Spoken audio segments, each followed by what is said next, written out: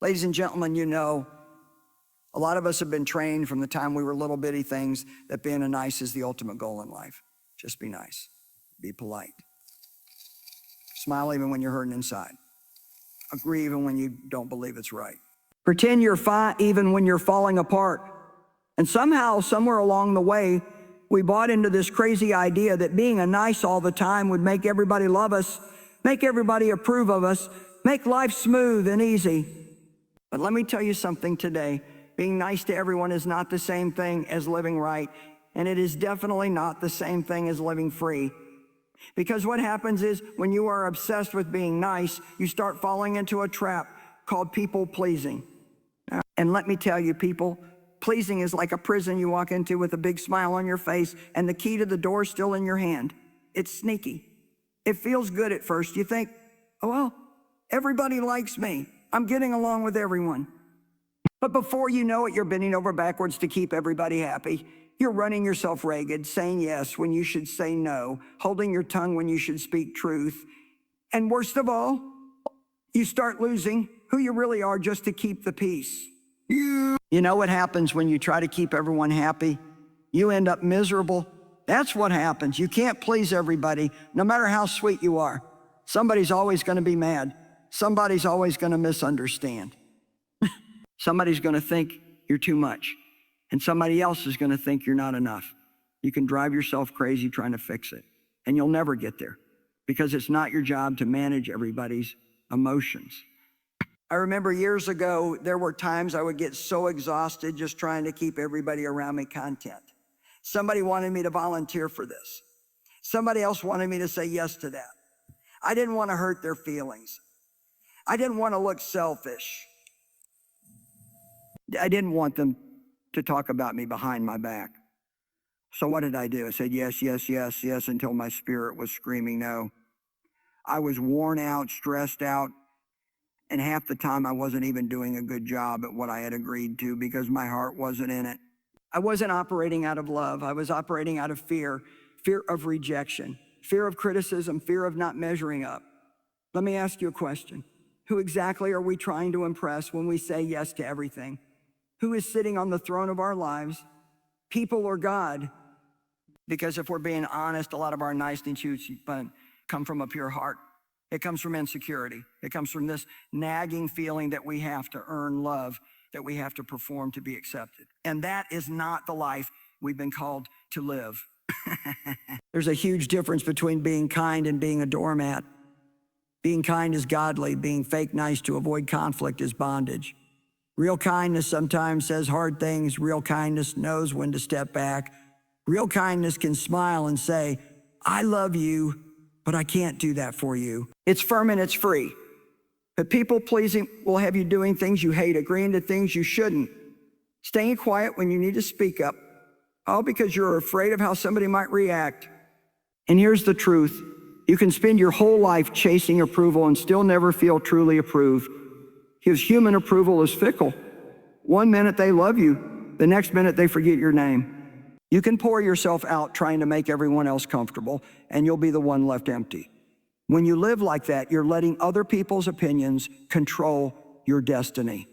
You're putting their moods, their preferences, their reactions ahead of your own peace, your own purpose somewhere along the way. People got the wrong idea that setting boundaries was rude, selfish, or unkind. Maybe you were raised in a house where good people always gave in, always said yes, always made room even when it hurt. Maybe you picked up the message that if you ever said a no, I can't do that, you were being difficult, rebellious, or even unchristian. But can I tell you something that will set you free today? Boundaries are not unkind. They are not selfish. They are necessary if you want to have any kind of healthy, lasting, God-honoring relationships. I used to think that if I just gave people what they wanted all the time, that would make them love me more. Anybody ever been there? I thought saying yes to every request, being available 24/7, never disagreeing, never standing up for myself, somehow that was the recipe for love. But all it did was create resentment inside of me, confusion in the people around me. When you don't have boundaries, people don't know where they end and you begin. And after a while, they'll just keep on taking because you train them to expect it. Setting a boundary doesn't mean you don't love someone. It doesn't mean you're being mean. It simply means you're recognizing your limits. It's acknowledging that you are not a bottomless pit of energy, time, and resources. It's recognizing that you have a calling, a purpose, a life to live, and you can't give your best if you're constantly drained, worn out, and angry inside. A boundary is a way of saying, I love you, but I love myself enough too. You know what happens when you don't set boundaries? You end up living someone else's life. You say yes when you should say no. You work when you should be resting. You listen to drama when you should be guarding your peace. You end up bitter at people who don't even know they crossed a line because you never showed them where the line was in the first place. And then we want to get mad at them. But how can we hold someone accountable for stepping over a boundary that we never set? Healthy people respect boundaries. That's something a lot of us need to hear. People who genuinely love you and care about you will honor your no without punishing you for it. It's not your job to keep everybody comfortable. It's not your job to make sure nobody ever feels disappointed. It's your job to live your life with integrity, to manage what God has entrusted to you, including your energy, your time, your emotions. Sometimes we think if we set a boundary, people will leave us. And you know what? Some might. Some people are only around because they benefit from your lack of boundaries. They like it when you say yes to everything. They like it when you're available at their every whim. But if your relationship with someone can't survive a healthy boundary, then that relationship wasn't healthy to begin with. Boundaries expose what's real. They show you who's really for you and who's just for what you can do for them. And can I just be real with you for a second? Even Jesus had boundaries. He didn't heal every single person. He didn't go to every town. He didn't let everyone follow him around everywhere he went. There were times he got away from the crowds, got quiet, spent time with his Father. If he needed that, what makes us think we can just run ourselves into the ground trying to please every person who crosses our path? You're not responsible for everyone's feelings. You're not responsible for fixing everybody's life. You are responsible for stewarding your own life well. That means sometimes you're going to have to say no without explaining yourself. That means sometimes you're going to have to step back from people who drain you. That means you'll have to be okay with not being everyone's savior conversational and spirit-filled, keeping it flowing without an ending sentence. As you asked, one of the biggest traps the enemy loves to use against us is the pressure to live up to everybody else's expectations. It's like carrying a 100-pound backpack everywhere you go, and the worst part is half the time you don't even know who packed it. Your parents packed a little, your friends packed a little, your boss packed a little, society packed a little. Before you know it, you're stumbling under the weight of trying to be everything for everyone, and meanwhile, you're forgetting who God actually called you to be. You were never created to be a puppet on a string, dancing to the tune of what everybody else thinks you ought to be. You weren't created to live in constant stress, wondering if you're doing enough, being enough, pleasing enough. You are called to live in truth, real truth. Not the truth of public opinion, not the truth of trends, not the truth of guilt and obligation, but the truth of who you are in the eyes of the one who made you. The truth sets you free, but living under the weight of everyone's expectations will bury you alive. And here's the thing, people's expectations are always changing. One minute they want you to be bold. The next minute they want you to be quiet. One minute they celebrate you for staying strong. The next minute they criticize you for being too much. If you spend your life chasing their approval, you'll never find peace because there's no finish line. It's like running on a treadmill, never stops. You're sweating, you're panting, you're exhausted. You're still in the same place. Living in truth means you get off the treadmill and you get off the treadmill. It means you wake up in the morning and say, God, what do you want me to do today? How do you see me? What have you asked me to be? Not, what does my neighbor expect? What does my social media following want? What does my critical relative think I should do? People's expectations will shift like sand in the wind. Truth is the only solid rock you can stand on. I spent way too many years worried sick about what people thought of me. I would second guess every decision. I would overanalyze every word I said. I would beat myself up for days if someone didn't like the way I handled something. And you know what? It never led to joy. It never led to peace. It only led to insecurity, self-doubt, and spiritual exhaustion.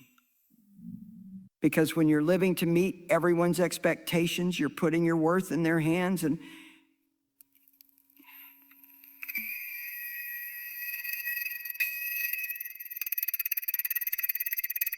He didn't create you to constantly shift shapes just to fit into somebody else's mold.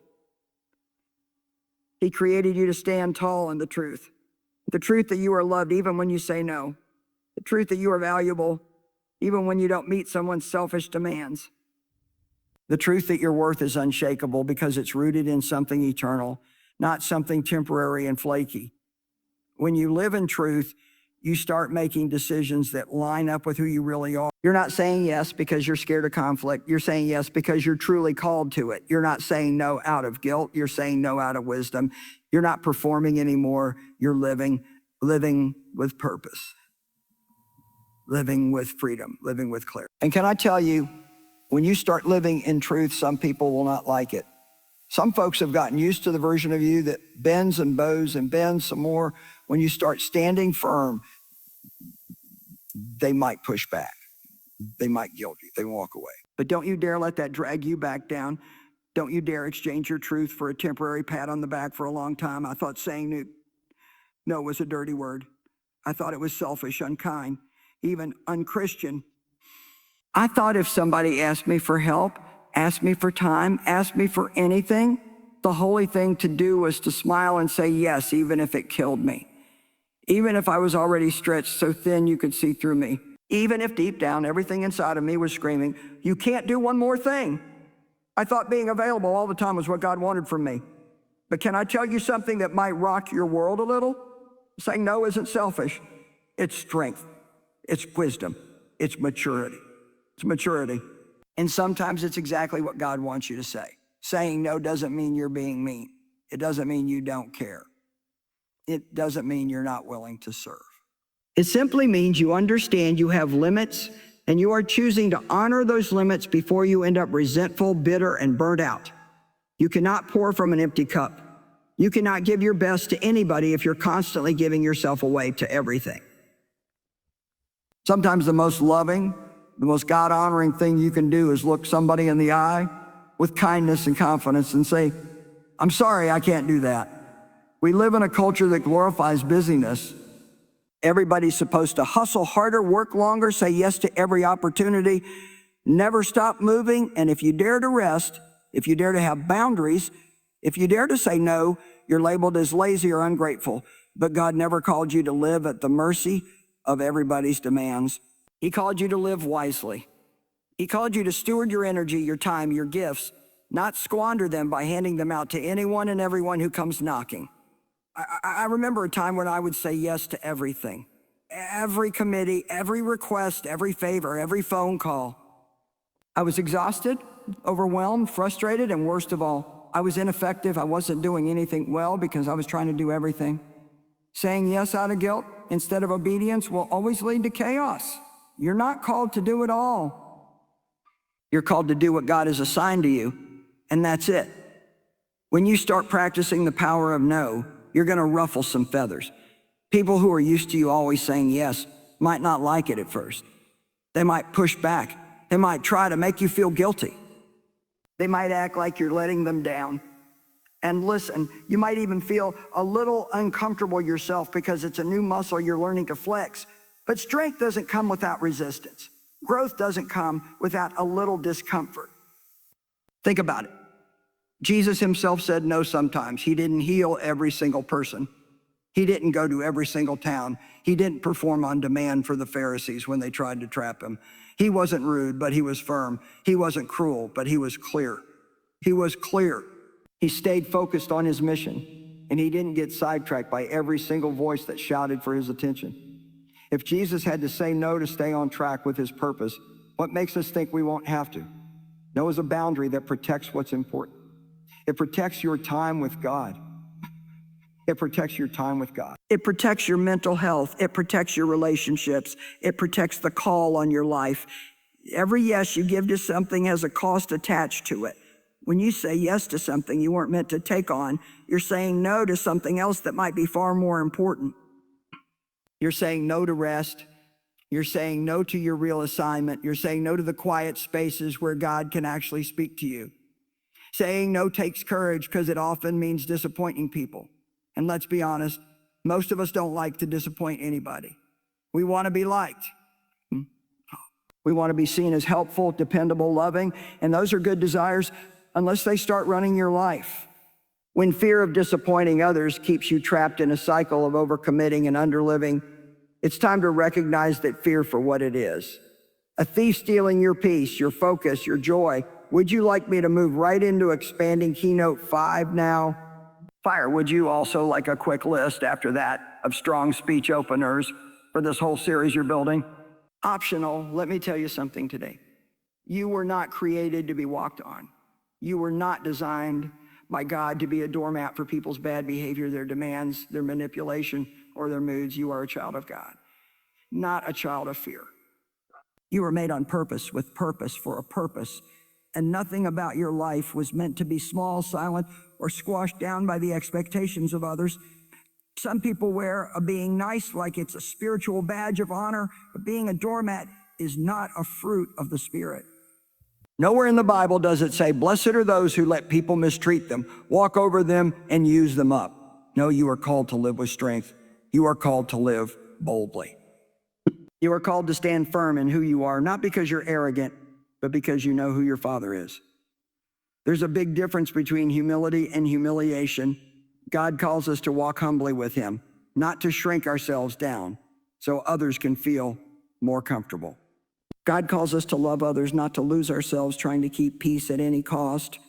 He calls us to serve, but not to be slaves to everyone's opinions and demands. Some of us have confused being Christ-like with being spineless, and it's time to shake that lie off. God placed gifts inside you. He placed talents, dreams, passions, and a voice inside you, not so you could bury them under people's expectations, but so you could shine, so you could lead, so you could make a difference in the world. When you allow yourself to be treated like a doormat, you're not just hurting yourself, you're burying the very gifts God gave you to be used for His glory. Living with boldness doesn't mean you bulldoze over people. It doesn't mean you're rude, aggressive, or harsh. Boldness, real boldness, means you know who you are and whose you are. It means you are secure enough to say, I'm sorry, but that's not okay. It means you are confident enough to walk away from toxic situations instead of staying and dying slowly inside just to avoid conflict. It means you trust that when you stand your ground, God stands with you. Some people won't like your boldness. Oh, they loved it when you were a pushover. They liked it when you were easy to manipulate. But the moment you start walking in the authority God gave you, don't be surprised when some folks start calling you too much. You're so selfish now. You've changed. You know what? You have changed. And that's a good thing. Growth is supposed to look different. You're supposed to outgrow being a doormat. Living with purpose means you stop wasting your energy trying to manage how everyone sees you. You stop giving all your emotional energy to people who want to control you, guilt you, and use you. You start giving that energy to what matters, to the dreams God put in your heart, to the mission He assigned to your life, to the people He's called you to serve in truth and in love. God didn't put you here to live half a life. He didn't call you out of darkness just to keep you living under the heavy cloud of people-pleasing. He called you into the light. He called you to live with courage. He called you to use your voice. And sometimes using your voice means you're going to have to speak up even when your hands are shaking. Sometimes living on purpose means you're going to have to disappoint a few people in order to obey God. You are not here by accident. You are not here to be silent while other people dictate your life story. You are here to fulfill the calling God placed on you before you ever took your first breath. Boldness doesn't mean you never feel afraid. It means you move forward even when you do. Purpose doesn't mean everything will be easy. It means it's worth it. Every time you choose to stand in boldness, every time you choose to say no to being a doormat, and yes to being who God created you to be, you are stepping closer to the life you were born for.